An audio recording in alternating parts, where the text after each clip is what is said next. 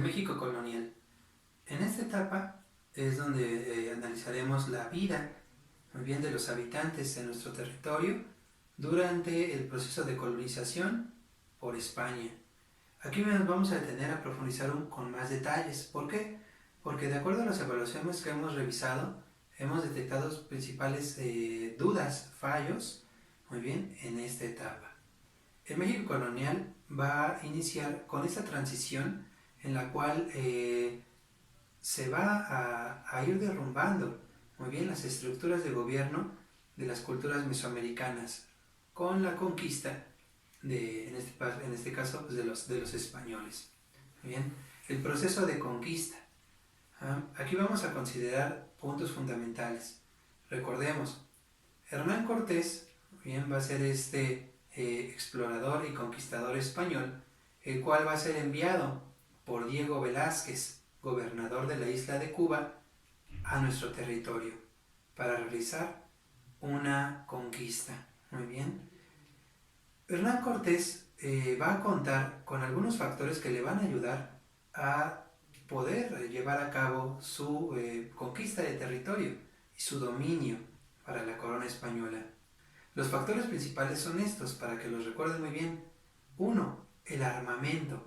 Hernán Cortés llegó con un armamento que le posibilitaba superar en un enfrentamiento a los grupos mesoamericanos.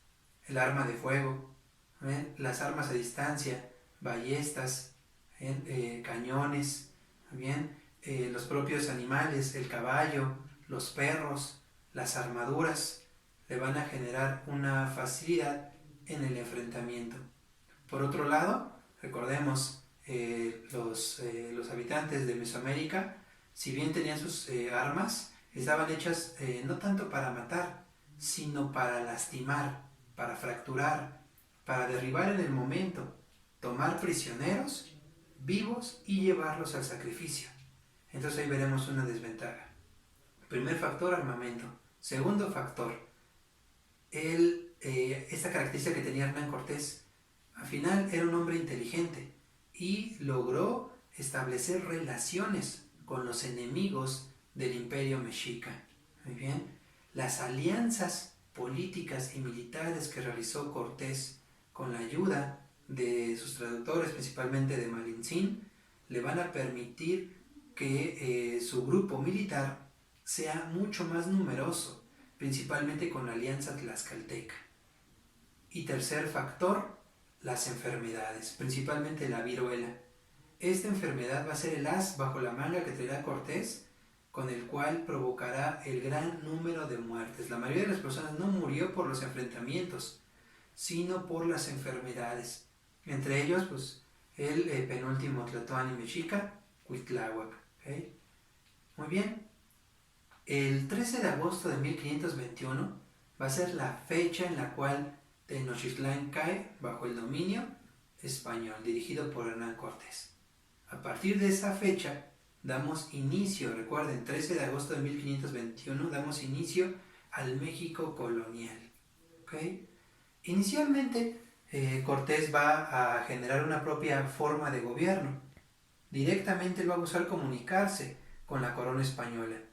Sin embargo, no va a tener nunca la confianza por parte de, en este caso, pues del propio rey, y el propio rey generar otras formas de gobierno que dirijan en este territorio. ¿Okay? Primero se llevarán a cabo los gobiernos de la primera y la segunda audiencia, los cuales no fueron muy funcionales, puesto que al ser un grupo de personas las cuales dirigían, bien, generaban muchas confusiones y el rey consideraba que no le llegaban los egresos, las riquezas que le hacían a él saber se encontraban en este territorio.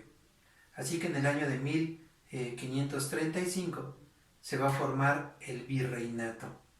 El primer virrey de la Nueva España va a ser Antonio de Mendoza. El virreinato va a ser una estructura política la cual va a crear el rey. Él mismo va a mandar a un representante suyo, que será el virrey. Él decidirá hasta qué tiempo y cuánto tiempo estará en función. El virrey lo que principalmente hará es gobernar a nombre del rey y administrar la riqueza para que ésta llegue a España. Muy bien. Se apoyarán también durante estos gobiernos virreinales, inclusive surgieron antes del primer virreinato, del llamado Consejo de las Indias, un consejo también nombrado por el propio rey para poder conocer la organización social y poder llevar un orden, un control sobre la población principalmente indígena, pero que empezó también a generarse una llegada de los propios españoles, llegada de esclavos provenientes de África y las mezclas que se generaron.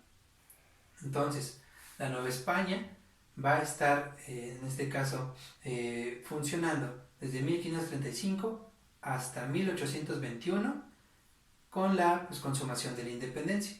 Bien, así que fueron prácticamente 300 años de colonización española.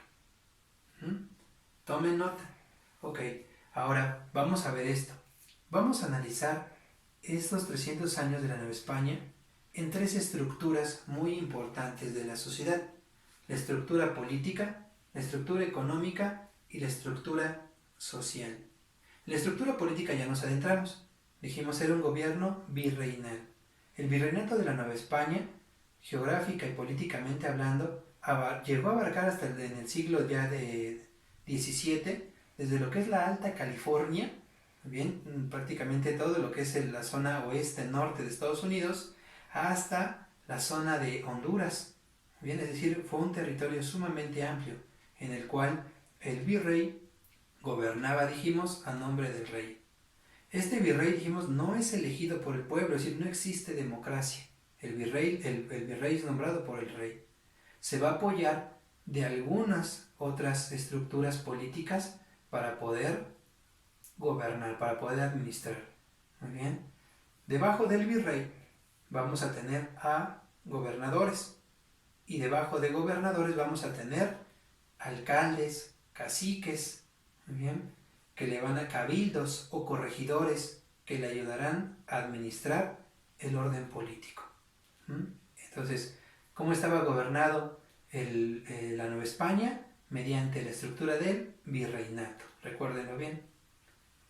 Pasamos a la parte económica. ¿Cuál fue la principal razón del dominio de los españoles? La economía, las riquezas, generar empresas de conquista. Durante la Nueva España se desarrollaron diversas actividades económicas.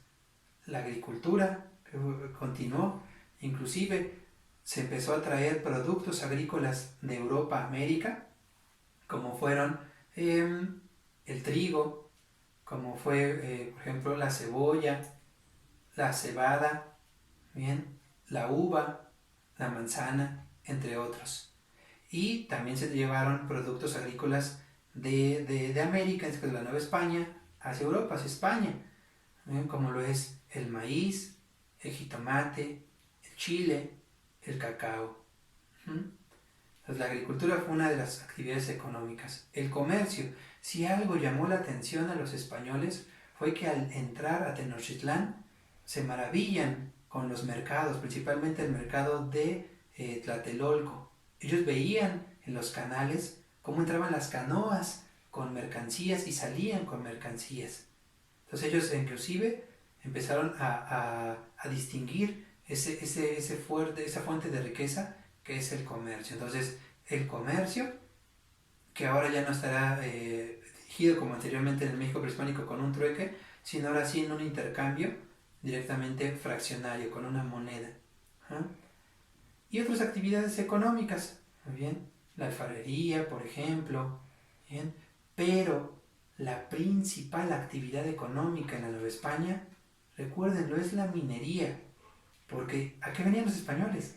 Principalmente por los minerales, que era lo que les llamaba la atención, el oro, la plata. Entonces, la minería va a ser la principal actividad económica. Para ello, se utilizarán a los propios indígenas, muy bien, de la región, o los esclavos traídos de África, que empezarán a reemplazar la población muerta por las enfermedades. Bien, inclusive España en el siglo XVI se convertirá en la nación más rica del mundo, hablando de la acumulación de metales preciosos. Ok, otros de las parte de la estructura económica de la Nueva España será lo siguiente. Se formarán los llamados repartimentos y las encomiendas. El repartimiento consistía en esto. Por medio de la corona española y por medio del régimen virreinal, se empezarán a repartir tierras entre algunos oficiales que participaron en la conquista, entre algunos acercados o beneficiados por la corona, y consistirá en el siguiente: se te repartirán tierras. La tierra no será tuya, tú serás un cacique de la tierra, serás un administrador, vas a tener un sueldo, y mediante este sueldo tú vas a generar tu riqueza. Se te va a repartir la tierra y a cambio tú tienes que hacer que la tierra se trabaje, sea explotada, ya sea en la agricultura, pero principalmente en la minería. Y la diferencia de la encomienda es que se van a crear encomendados. Va a haber igualmente algunos beneficiados españoles en los que se le va a dar una encomienda. La encomienda es esto: yo te voy a dar a ti una tierra, la tierra ya es tuya, pero a cambio te voy a pedir lo siguiente: uno, que se explote igualmente la tierra, principalmente en minería; dos, que los habitantes de esa tierra que te encomiendo, todos estén evangelizados, bautizados; y tres, que todas las personas tengan trabajo. ¿Bien? Entonces también el repartimiento y la encomienda serán parte de la estructura económica de la Nueva España. Y por último, la estructura social. A diferencia, por ejemplo, de lo que sucedió en las colonias inglesas en Norteamérica, en la cual pues llegan los europeos pero no se mezclan con los nativos americanos, en el caso de la Nueva España sí habrá una serie de mezclas. Estas mezclas se generarán a partir de los tres orígenes raciales que tenemos como mexicanos: español, indígena y negro. De estas tres, razas empezarán a darse mezclas, y de la formación de estas mezclas se generarán castas. Por ejemplo, el indígena y el español, si tienen hijos, se nombrará mestizo. El español y el negro, si tienen hijos, formarán mulato. Y así, entre el mestizo y el mulato formarán el castizo. Y así se irán formando, de acuerdo a las diversas mezclas, diferentes castas. Entonces, ¿cuál es la estructura social de la Nueva España? Las castas sociales. ¿De dónde se derivaron las castas sociales? De la mezcla de las diversas razas y grupos sociales en la Nueva España. Una casta social se distingue porque no hay movilidad social. Es decir, de acuerdo a la casta que te tocó por tu origen racial, vas a tener oportunidades económicas, políticas, sociales. Si tú eres, por ejemplo, un mulato y dices: mi papá es español, pero tu mamá, por otro lado, fue una esclava traída de África, tú no vas a poder aspirar a las funciones que tiene tu padre. Muy bien. Si tú llegases a pensar en ese tiempo: no, a lo mejor soy mulato, puedo ser pescador, y yo digo: no me agrada, me voy a movilizar a Guanajuato, a Zacatecas, que fueron de las ciudades más prósperas de la Nueva España, a la Ciudad de México, y allá voy a introducirme en la escuela, en las grandes escuelas novohispanas. No, es imposible.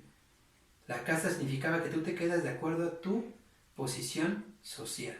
Muy bien.